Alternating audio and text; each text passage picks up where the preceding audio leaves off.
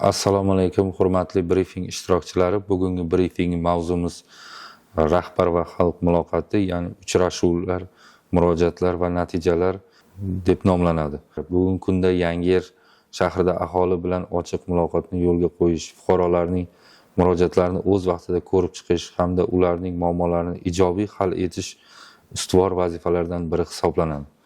Joriy yilning o'tgan davrida investitsiyalar, sanoat va tashqi savdo yo'nalishlari bo'yicha aholi hamda tadbirkorlar bilan tizimli ishlar olib borildi.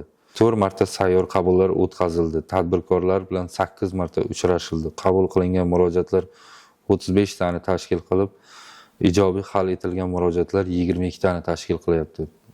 Bu 84% ga bajarildi.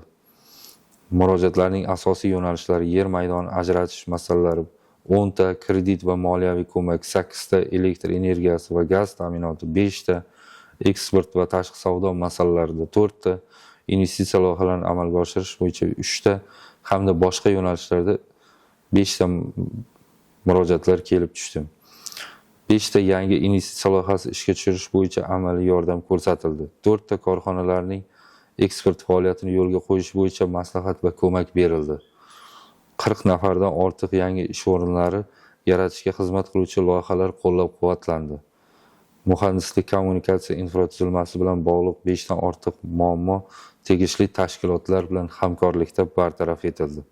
Har haftada tadbirkorlar qabullarini muntazam tashkil etish, murojaatlarni raqamli nazorat asosida monitoring qilish, eksportyor korxonalar sonini oshirish va yangi tashqi bozorlarni o'zlashtirish, investitsiya loyihalarini amalga oshirishda yuzaga kelayotgan muammolarni joyida hal etish, yangi ish o'rinlari yaratishga qaratilgan qo'llab-quvvatlash, fuqarolar va tadbirkorlar bilan ochiq muloqot qilish, ularning murojaatlariga tezkor va samarali yechim topish Yangiyer shahrini ijtimoiy-iqtisodiy rivojlantirish muhim omili bo'lib kelmoqda.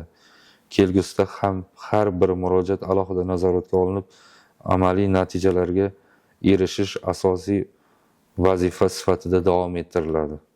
E'tiboringiz uchun rahmat.